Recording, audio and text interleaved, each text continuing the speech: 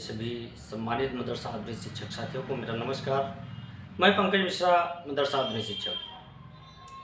दोस्तों, आपको भली भांति ये ज्ञात है कि इस समय हम लोगों का कौन सा दौर चल रहा है। जितना संकट का बादल है सब हम लोगों के ऊपर ही मंडरा रहा है, कहीं अलग नहीं दिख रहा है। और इसी में कुछ हमारे शिक्षक साथी, शिक्षक नेता राजनीति करने से बाज नहीं आ रहे हैं। वो अभी भी राजनीति कर रहे हैं। राजनीति के चक्कर में सब कुछ बर्बाद कर दिया और अभी भी राजनीति कर रहे हैं। लेकिन दोस्तों, कल मऊ के हमारे शिक्षक साथी कैबिनेट मंत्री श्री ओपी राजभर जी से मिलते हैं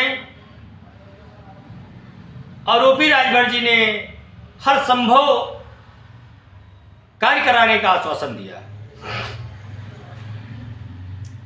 दोस्तों, बात यह है कि ओपी राजभर जी के कहने से क्या कार्य हो जाएगा या नहीं होगा। कुछ लोग टीका टिप्पणी कर रहे हैं कि नहीं होगा, कुछ लोग कह रहे हैं हो जाएगा, कुछ लोग कह रहे हैं मंत्री के हाथ में नहीं है। हाँ, आखिरी जो फाइनल सिग्नेचर है वो मुख्यमंत्री का ही होगा, लेकिन मंत्री के अंदर इतना पावर होता है कि अपने विभाग का वो संचालन अपने हिसाब से करे, इसीलिए उसको उस विभाग का मंत्री बनाया जाता है। तो कैबिनेट मंत्री है मेरे भाई, अगर उनको मंत्रालय दिया गया है तो ये भी अधिकार उनके पास है कि अपने अंदर आने वाले प्रत्येक स्कीम को, प्रत्येक कार्य को वो जांच बहाल कर, देख करके, जांच परख करके और उसका संचालन वो करने के लिए मुख्यमंत्री से पैरवी कर सकता है। आप डायरेक्ट जज से नहीं मिल सकते हैं, आपको वकील रखना पड़ेगा वहां तक पहुंचने के लिए। तो इस समय हम लोगों के लिए जज हैं मुख्यमंत्री श्री योगी आदित्यनाथ जी और वकील हैं मंत्री, राज्य मंत्री दानिश आजाद अंसारी साहब, कैबिनेट मंत्री श्री ओपी राजभर जी साहब। और राजभर जी से हमारी टीम भी उनसे मिल चुकी है और अभी बीच में भी मुलाकात किया है। हमारे संगठन के प्रदेश अध्यक्ष अशरफ अली सिकंदर बाबा, प्रदेश सलाहकार इसरार अहमद इदरीसी साहब, सीतापुर के जिलाध्यक्ष श्री अजीत कुमार श्रीवास्तव जी, ये सभी लोग ओपी राजभर जी से भी मिल चुके हैं, दानिश अंसारी साहब से भी मिल चुके हैं। इनकी लाइव डिबेट भी चल रही है।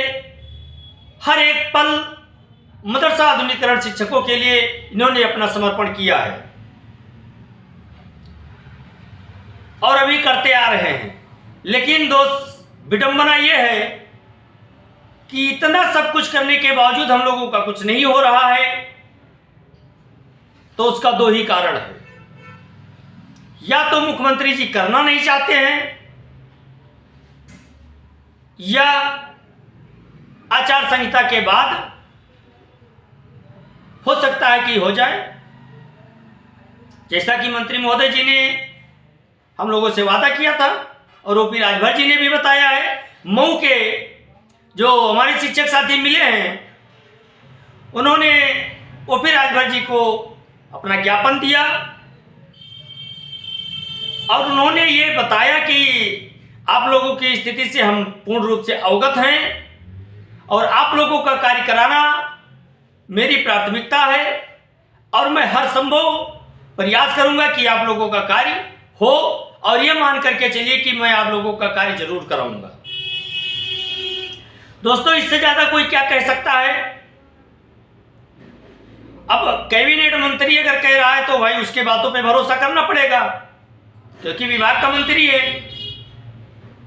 अब इसमें कुछ लोग टीका टिप्पणी कर रहे हैं, चलिए ठीक है, उनका भी अधिकार है टीका टिप्पणी करना, लेकिन आप कर भी क्या सकते हैं।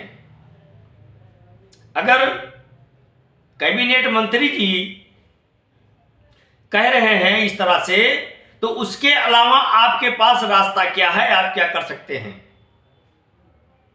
आप कोर्ट भागोगे, तो कोर्ट को जाने के लिए भी आपके पास कोई फाउंडेशन होना चाहिए, आपके पास धन होना चाहिए। आपके पास ना तो धन है, ना आपके पास वो मजबूती है जो सुप्रीम कोर्ट तक जाने के लिए तैयार रहे। वो मजबूती नहीं है हमारे पास। हमारा अगर काम कोई करवा सकता है तो मंत्री जी ही करवा सकते हैं और मुख्यमंत्री जी कर सकते हैं। बाकी हम लोगों का बकाया जो है वो कोर्ट दिलवाएगा, ये कन्फर्म है। रही बात समायोजन की, तो मेरे भाई समायोजन में अभी दुविधा है, क्योंकि मंत्री जी ने समय लिया है। उस समय का हमको इंतजार करना चाहिए, और समायोजन के लिए हमारे पास कोई ठोस आधार नहीं है। केवल एक ही चीज है, एक्सपीरियंस है, अनुभव है। लेकिन केवल एक्सपीरियंस से काम नहीं होता है। ये जज साहब के विवेक के ऊपर है कि अगर एक्सपीरियंस के आधार पर सरकार को आदेश दे दें, वो अलग बात है। लेकिन अगर कागजी कार्रवाई के हिसाब से देखा जाए तो कोर्ट जाकर के हम समायोजन के लिए कुछ नहीं कर सकते हैं। स्कीम रिन्यूअल के लिए कर सकते हैं, लेकिन समायोजन के लिए कुछ नहीं कर सकते मेरे भाई। कोर्ट जाने से समायोजन के नाम पर मेरे हिसाब से ठीक नहीं रहेगा। रही बात बकाये की, तो बकाया हम लोगों का मिलेगा। थोड़ा समय लग रहा है, मिलेगा, बिल्कुल पक्की बात है। लेकिन इसी बीच में कुछ लोग एक दूसरे के ऊपर तंज कसना शुरू किए हैं। एक दूसरे को नीचा दिखाने का प्रयास किया जा रहा है इस समय। सोचा जा रहा है कि कोई आगे ना बढ़े, नहीं तो मेरी राजनीति खत्म हो जाएगी। तो कोई आगे बढ़ने के लिए नहीं है दोस्त। सब अपनी अपनी परेशानी लेकर के परेशान हैं। सभी लोग राजनीति नहीं करना चाहते हैं। सभी लोगों के अंदर नेता बनने की इच्छा नहीं है। केवल आपकी सोच ऐसी हो सकती है, बाकी सभी लोग केवल अपने हित के लिए कार्य कर रहे हैं, क्योंकि सभी का उसमें मैटर फंसा हुआ है। और जो लोग इस समय प्रयास कर रहे हैं वो पीड़ित लोग ही हैं। जो पीड़ित है उससे वही इस समय कोशिश कर रहा है, बाकी सब लोग गायब हैं। कोई दिखाई नहीं दे रहा है, कोई प्रयास नहीं कर रहा है, कोशिश नहीं कर रहा है। कोशिश वही कर रहा है जो परमानेंट मदरसा जाता है इस समय।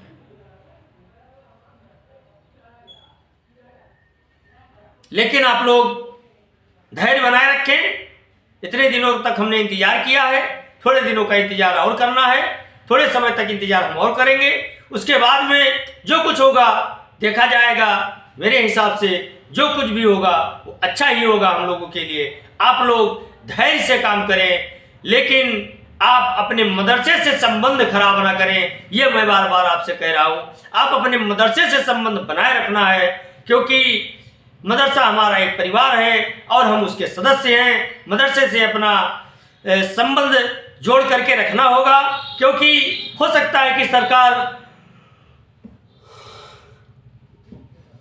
हमको फिर उसी स्थिति में ला करके खड़ा कर दे जैसी स्थिति में हम थे, या उससे बेहतर स्थिति में हमको ला करके खड़ा कर दे, तो हमको फिर मदरसा जाना पड़ेगा। तो अगर हमारे संबंध मदरसा से खराब हो जाएंगे तो फिर हमको वहाँ जगह नहीं मिल सकती है। इसलिए मैं आप लोगों से कहना चाहता हूँ मेरे भाई, आप लोग मदरसों से संबंध खराब ना करें, अपना संबंध बना करके रखें और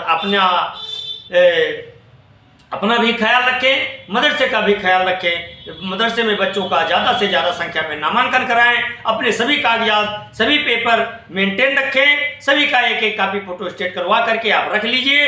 कभी भी आपके मदरसे में जांच आ सकता है। अगर जांच आता है तो आप अपने सभी कागजात उनको दिखाएंगे, और दिखाने के बाद अगर उनको संतुष्टि होती है तो होती है, नहीं होती है तो वो भी बताएंगे।